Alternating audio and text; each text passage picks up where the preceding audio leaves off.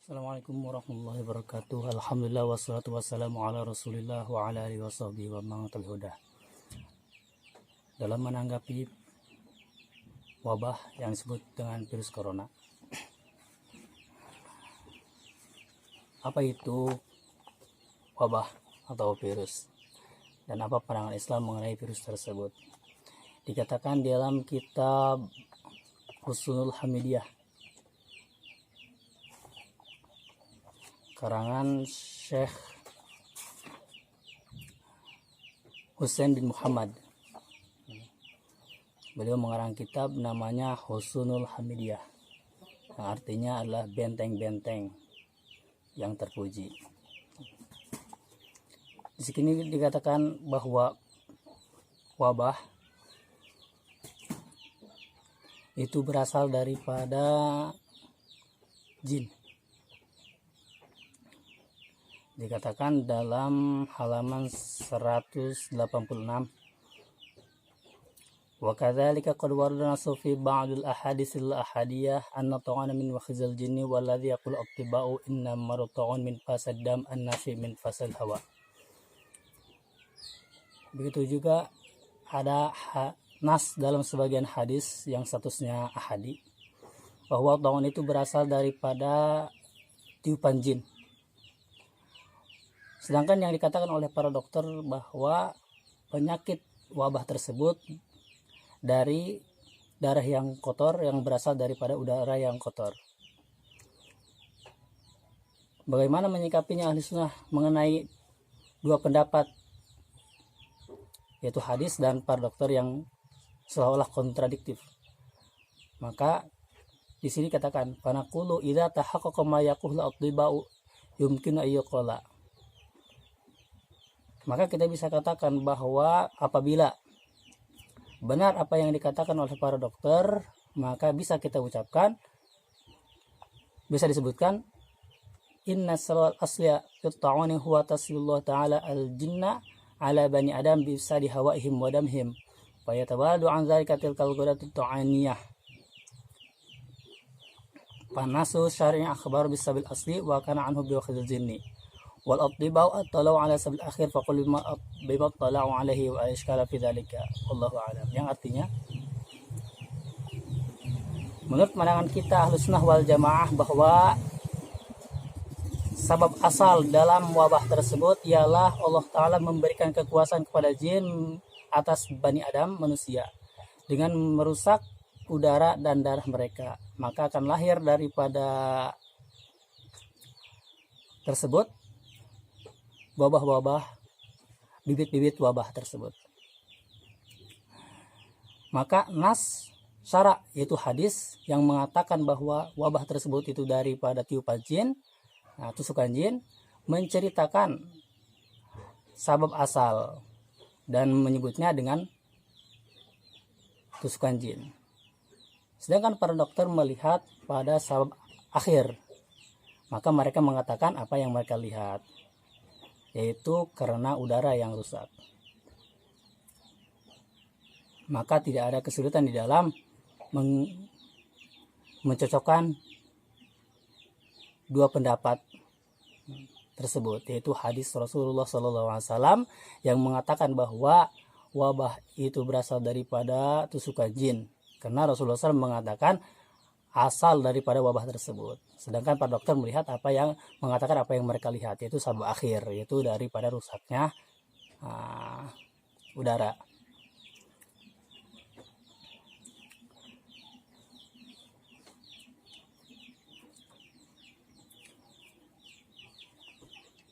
Di sini juga dikatakan bahwa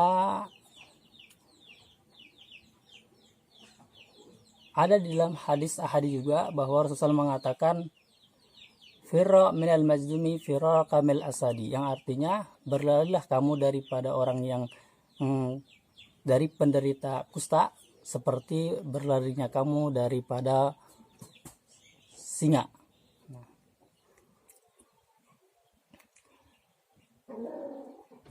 Dan Rasulullah SAW juga mengatakan la adwa, tidak ada penyakit yang menular, tidak ada penularan. Tidak ada penularan.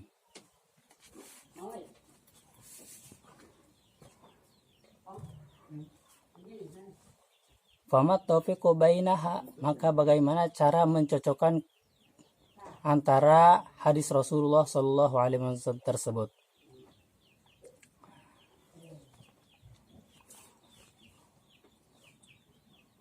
Qulna minal ma'lum anna i'tiqad ahli Islam annahu la tasilu syai'un bi tab'ihi. Kita bisa katakan bahwa daripada sesuatu yang sudah maklum, keyakinan ahli Islam bahwasanya tidak ada pengaruh yang dimiliki oleh sesuatu dengan sendirinya. Bal kullu atharin huwa bi khalqillah. Tapi semua pengaruh yang terjadi adalah karena ciptaan Allah Subhanahu wa taala. Namun Allah taala menciptakan sebab-sebab yang adat untuk pengaruh-pengaruh tersebut. Allah taala mampu menyalahi pengaruh-pengaruh tersebut dari sebab-sebabnya. Allah taala bisa menciptakan sesuatu tanpa ada sebab. Dan umur itu bisa dipastikan tidak berkurang dan tidak bertambah, dan tidak akan mengenai kepada manusia kecuali apa yang telah ditakdirkan oleh Allah Subhanahu wa taala kepadanya. Maka la yajuzul insani, tidak boleh untuk manusia meyakini bahwa penyakit apapun, suatu penyakit mempengaruhi dengan sendirinya dan menular kepada selain penderita. Dan manusia tertular dengan penyakit, dan tidak boleh meyakini manusia yang terkadang tertular oleh penyakit dan mati sebelum ajalnya yang telah Allah Ta'ala takdirkan. Apabila telah tetap keyakinan tersebut, maka kita sebagai Ahlussunnah wal Jamaah dapat mengatakan yumkinu wallahu a'lamu bi muradi rasulih. Di sini disebutkan mungkin, wallahu alam, mungkin yang dimaksud oleh utusan Allah Subhanahu wa taala Rasulullah sallallahu alaihi wasallam, bahwa yang dimaksud min qaulihi alaihi wasallam, dari ucapan Rasulullah sallam, la adwa, tidak ada penularan, yang dimaksud adalah annahu la yajuzu i'tiqad adwa bi ta'sir amrad dhabiha, bahwasanya tidak boleh meyakini penularan dengan pengaruh penyakit-penyakit sendirinya, dan tidak boleh meyakini manusia mati sebelum ajalnya. Namun di sini katakan qad tujadu fi ba'dil amrad misal judam wal jadr was sail wa misalik rahatun katsirah wa matun samah. Terkadang ditemukan dalam sebagian penyakit seperti kusta dan yang lainnya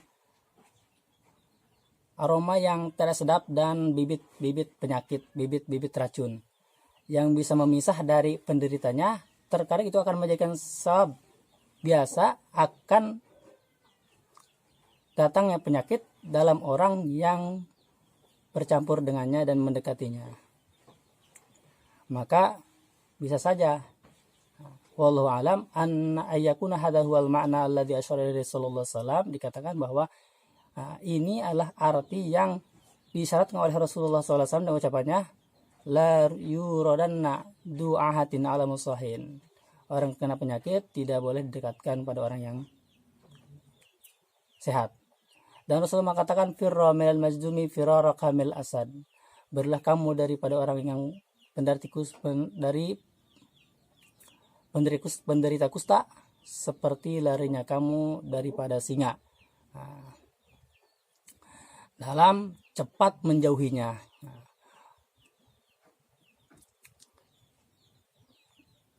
Seperti itu. Lalu bagaimana dengan hukum fikihnya? Apakah itu larangan tersebut kena pada makruh atau haram? Dikatakan dalam kitab I'anatul Talibin juz 3 halaman 335.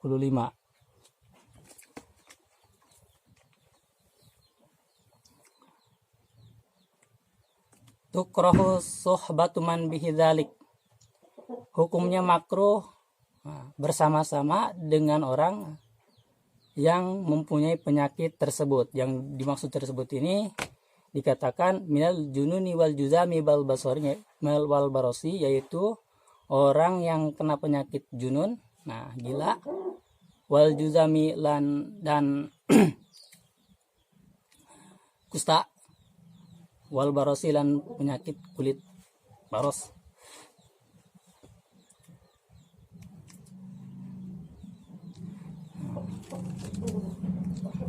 Maka itu dikenakan pada hukum makruh. Nah, menurut fikih mazhab Imam Syafi'i adalah makruh.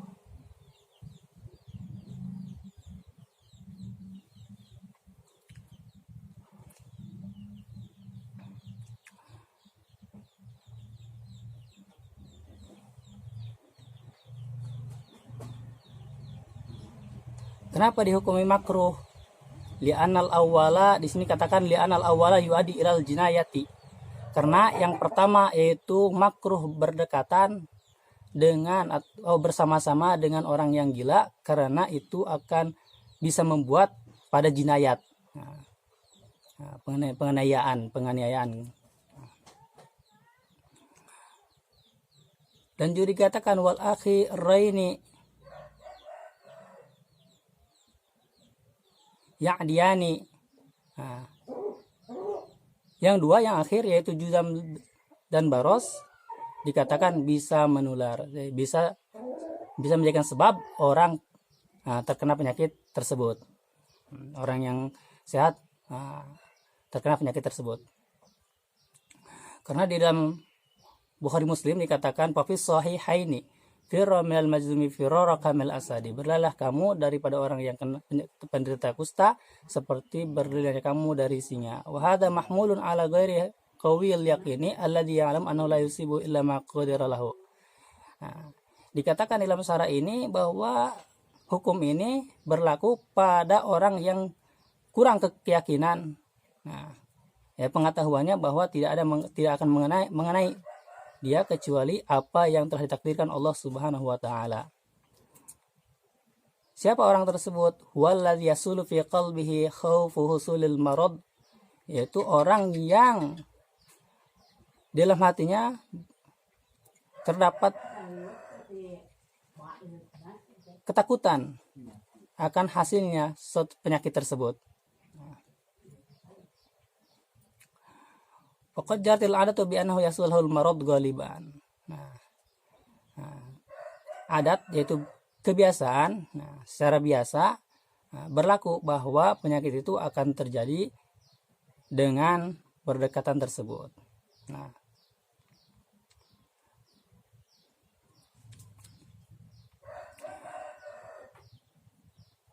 Dikatakan wa hina idzin fala yunafi ma sahafil hadis la adwa.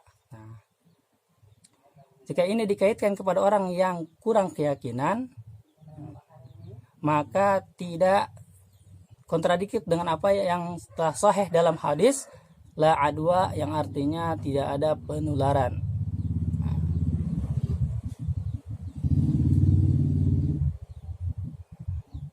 Kenapa? Li'annahu mahmud ala qawil yakin ladzi ya'lam annahu la yusibu illa ma qudiralah. Karena itu dikhususkan untuk orang yang telah kuat keyakinannya, bahwa dia meyakini, kuat keyakinannya bahwa tidak akan kena kepadanya kecuali apa yang telah ditakdirkan kepadanya. Seperti itu. Jadi ini masalah tentang keyakinan pribadi. Apakah ada di dalam hati itu rasa takut atau tidak?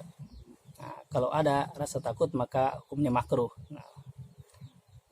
Kalau tidak ada rasa takut maka hukumnya tidak apa-apa. Karena Rasulullah SAW juga pernah makan dalam satu wadah bersama dengan orang yang penderita kusta. Kata Rasulullah SAW, sikotan billah, saya percayakan kepada Allah Subhanahu wa taala. Nah, itu disebutkan dalam kitab Husnul Hamidiyah, yaitu benteng-benteng yang terpuji. Dikatakan Hamidiyah karena itu disusun ketika Raja Sultan Abdul Hamid berkuasa. Itu fi muhafadah dikatakan alal lil muhafadzah alal aqaidil islamiyah. Tujuannya untuk menjaga akidah-akidah Islam, diantaranya yaitu mengenai wabah tersebut.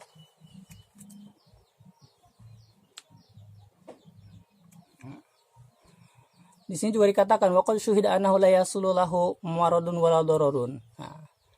Ini telah disaksikan bahwa berdekatan tersebut, bersamaan tersebut, itu tidak menjadikan ada penyakit dan tidak ada bahaya. Jadi tidak tidak setiap orang yang berkata itu dipastikan terkena penyakit.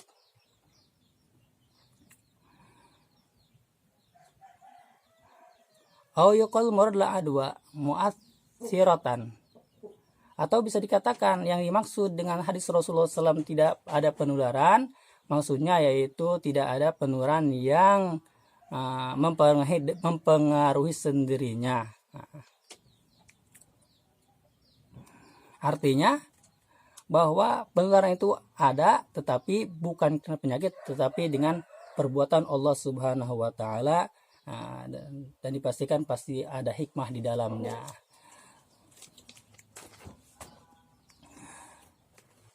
Bagaimana kita mengamalkan hadis Rasulullah Shallallahu Alaihi Wasallam? Diantaranya ada ulama yang mengamalkan hadis, yaitu masalah adzan dengan sallu fi buyutikum. Jika ada ulama yang mutabar yang membolehkan, maka hukumnya juga boleh. Tapi kalau tidak ada langsung dari hadisnya, itu sudah keluar daripada tradisi Ahlussunnah wal Jamaah, karena itu bukan kapasitas dia, tapi itu kalah kapasitas mujtahid mutlak atau mujtahid madhabi. Dikatakan mujtahid tersebut itu telah hilang, telah tidak ada. Jadi zaman sekarang itu dalam berfatwa itu harus menukil atau mengutip dari ucapan-ucapan para ulama. Jangan pun mengambil langsung dari Quran hadis, mengkiaskan pun itu tidak boleh. Harus nas daripada para alim ulama. Nas para ulama.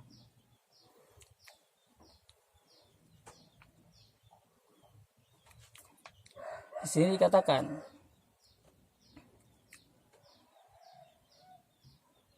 dalam kitab As-Sihamus Shaibah karangan Syekh Yusuf An-Nabhani, dikatakan al-fatwa qismani, fatwa itu terbagi dua bagian. Ahaduhum man jama'a syara'itul ijtihad, yaitu yang pertama orang yang telah mengumpulkan syarat-syarat mujtahid. Wa hadza la yujadu, ini sudah tidak ada.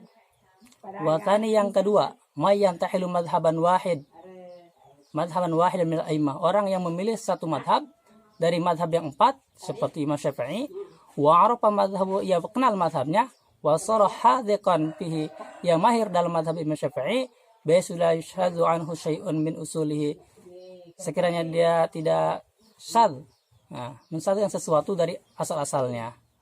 Artinya faidza suila an hadisatin, ketika dia ditanya mengenai sesuatu yang baru, Pain arafa li sahibi nason, apabila dia tahu dia tahu nas yang dimiliki oleh